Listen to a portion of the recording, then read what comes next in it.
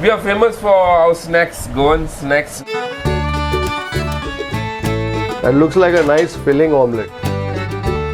This is the Goan sausage. Ah, pav, omelette, chorizo. You don't need anything else. So good. These are the pork sausage puffs. What's nice is the tangy nature of that filling. So it's sweet, it's sour. There's a slight tickle of chili heat that you taste somewhere. If you want to explore the real Goa, you got to seek out the hidden treasures. Hidden treasures like that omelette, that chorizo ne pav, that prawn risoi, and the other scrumptious treats that Mr. Kennedy and his wife Jane prepare in their home each morning to serve in their shop. And we are famous for our shakes. This is very good, sir. You have good chikoos? Yeah. We'll taste one chikoo shake too. Okay.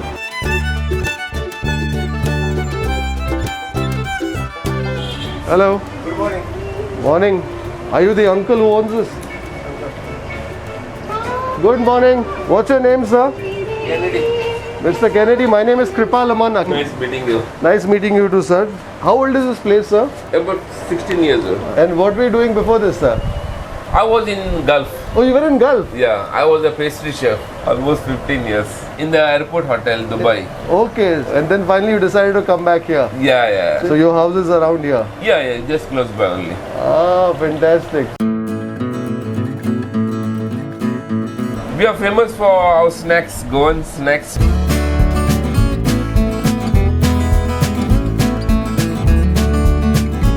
These are all the beef items. Beef pan roll, beef samosa, beef chops, beef croquettes. Ah.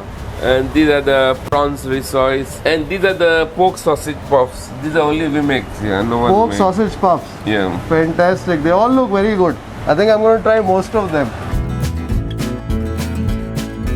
Risois are very famous in Goa, no? Yeah. Prawns risois. So what is special about risois? Prawns filling made of white sauce. White sauce. So it's like a bechamel? Yeah. Ah. And we are famous for our shakes. Correct. And the one thing that I heard from people, and which is what really got me here, they said whenever uncle makes the shake, he will fill the glass and then there will be a little left in that mixer. That also. That he will come and pour it back into your glass and Back up. back up. You want to have a breakfast? Then we are famous for a cheese omelette here. Okay. Fried egg with bacon.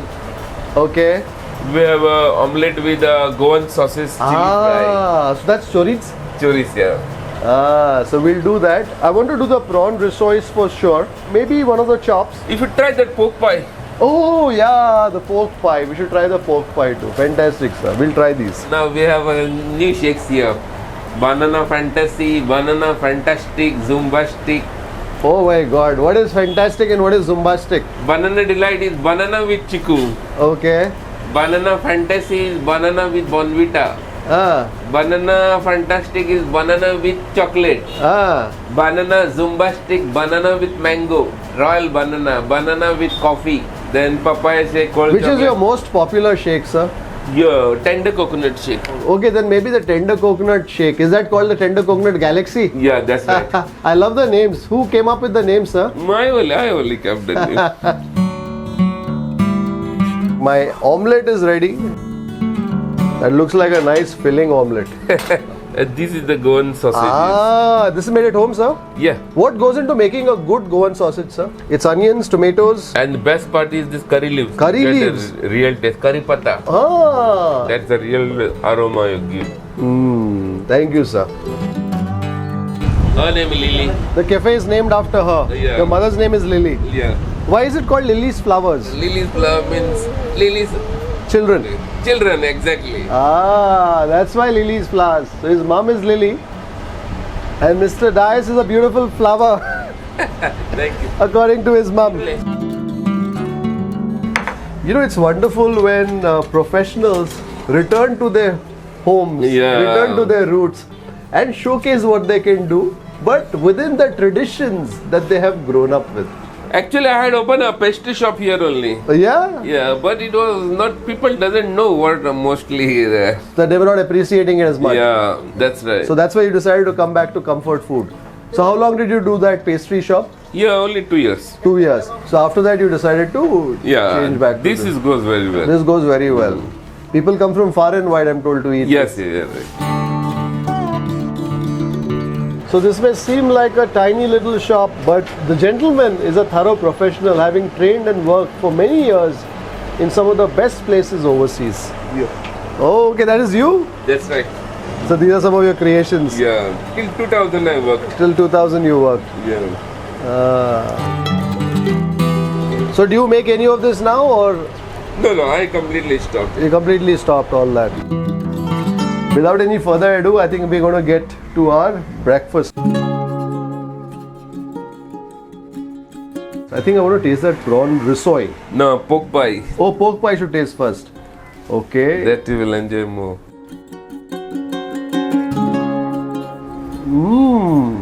So the pork is minced. Yeah. I can taste some onions in there. Saute with some special masala. And also the tartness of some vinegar. Yeah. So it's got a sweet and sour sort of a flavor. Sweet tomato sauce. Tomato sauce. Wow.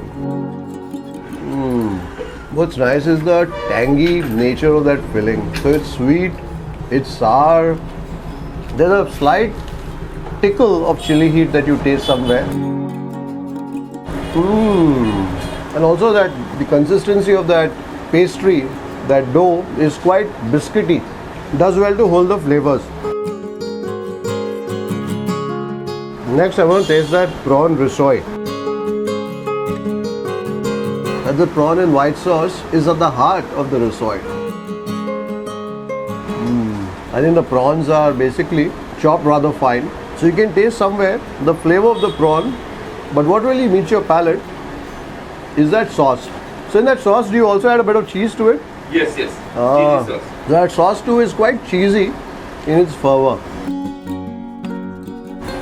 And we make vegetable risoi also, only on order. So although most of the fare here is predisposed towards chicken, prawn and meats, but if you place an order, they'll also make a vegetable risoi for you.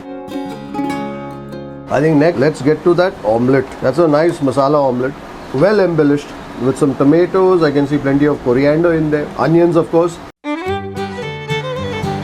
It's a sort of omelette that hits the spot. I think if you're in Goa, you've had a late night and you want something to pick you up in the morning, nothing like a good omelette. And especially if it comes with the bonus of a chorizo on the side. I love the sour hit of the vinegar in that, and this is a combination that I've never tasted before, is the addition of the curry leaves in that. That actually in a way helps cut through that sourness and also elevates the flavors of this chorizo. Or this spicy Goan sausage. This is basically a rather rustic omelette. So you can bite into the fleshy, slightly raw crunch of the onions. The onions haven't been sauteed, but they are basically whisked in that omelette mixture. Great combination. I've had sausage many times, but I've never had with the curry leaf. Yeah, the curry leaves give a very good aroma. Yeah, and it also cuts through that sourness of the vinegar, That's right? right, yeah. Delicious. And we sell the sausages also here. So you sell sausages also? Yeah, a lot of people take, and I advise them, when you cook the sausages, you add the curry leaves. So that is Mr. Dice's pro tip for you. When you cook Goan sausages, add some curry leaves.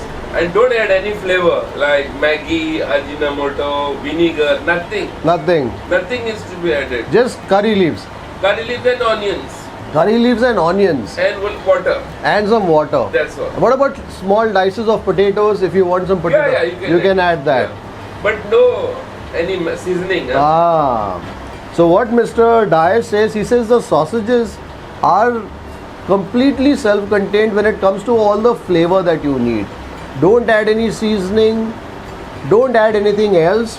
Add some curry leaves, add some onions and perhaps dices of potatoes. I remember when my father used to make sausages at home, he would add those tiny dices of potatoes, because what it did, it made that dish bigger, more in volume, and you could also enjoy the flavor of the sausage in that potato.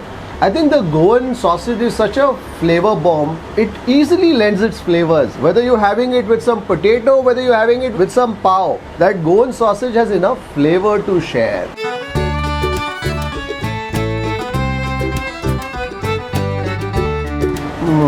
Pav, omelette, chorizo. You don't need anything else. Also, what I like here is that the fat isn't too obvious on the bite. Of course, the fat has rendered down in that meat. But sometimes when you're eating sausages, you're eating more fat than the meat. But out here, in these sausages, you're eating more meat than the fat. The fat is there because it breaks down as the sausage is cured. So, do you make the sausage or do you buy it? We make our own sausages. You make your own sausages? Yeah. So, when you make sausages, do you cook the sausage, the meat first? No need to cook the meat. No need to cook. It's a raw meat. Raw meat. So, you chop it up nicely. Yeah, and you have to fill in that. In the thing. And with the spices, of course. Yeah, and you have to smoke it. You have to smoke it.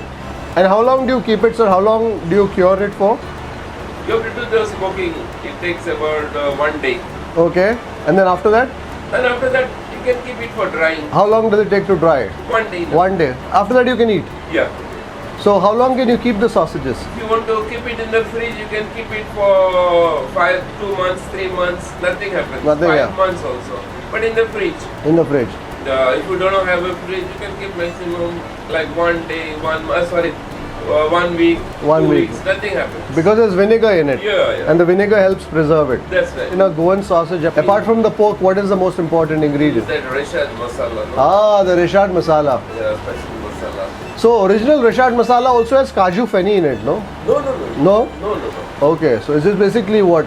We don't add any Californian or any other. Kashmiri chili Kashmiri chili. with vinegar. With vinegar. Goan vinegar. Goan vinegar. The toddy vinegar. Toddy vinegar, yeah. So what is the difference in toddy vinegar? There's a toddy that is kept to preserve. Yes. Ah. So good. So this is the beef croquette. You know, once you're tasting the Goan sausage, it's very hard to register the other flavors because that sausage is so powerful in its savory, sour flavors. You have to taste this before you taste the Goan sausage. The savories that are served here are kept in the showcase, so they aren't really supremely hot or anything like that. Let's next taste the chop. So the meat here is encased in a shell of potatoes, of boiled potatoes, and then it's dipped in the batter, crumbed, and then fried. I was expecting a little more moistness in that, but it is rather dry, perhaps a little wanting in its flavors. Next, the chicken puff. You call it the pattice here. Pattice, yeah.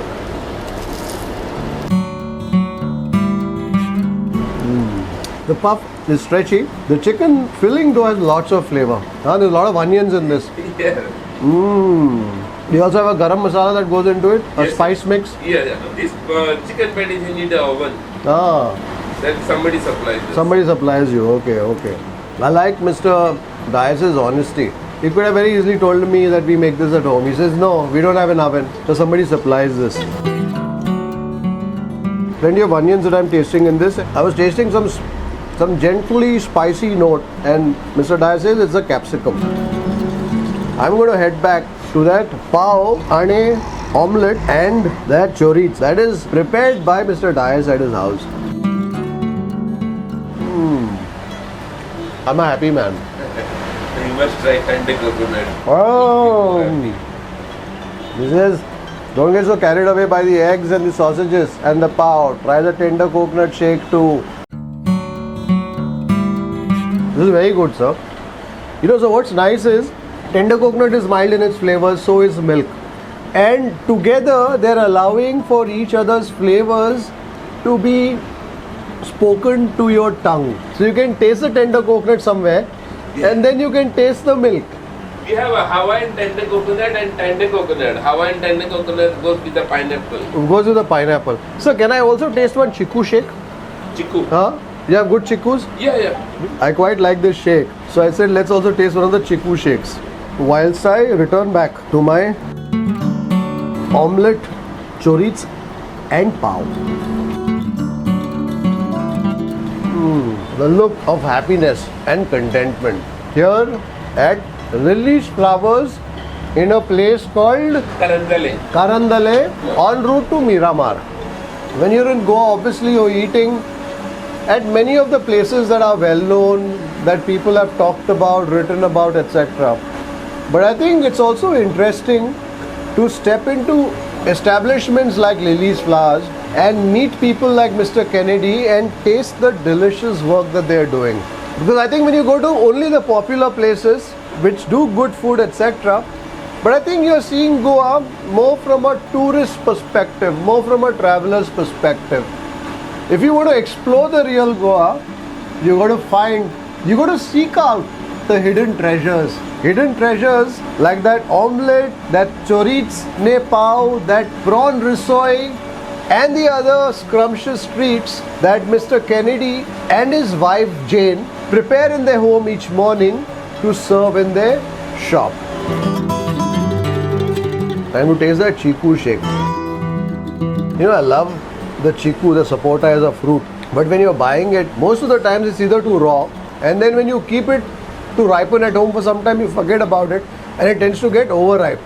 So I find that the best chikoos are typically had in places like these because they probably get a stock of chikoos on a daily basis. Exactly. And therefore they ensure that the chikoos that they serve in a shake are at the optimal level of ripeness. Lovely. Also what I like is that the sweetness is not too much. Sweetness is just right. So if you're in Goa, somewhere around central Goa, Panji, Miramar, Donna, Paula, definitely find your way to Lily's Flowers. Meet Uncle Kennedy as he's referred to by his patrons and savor some of the deliciousness on offer here. I hope you've enjoyed this short and scrumptious episode. Until the next time, take care, stay safe, stay strong, happy eating and drinking.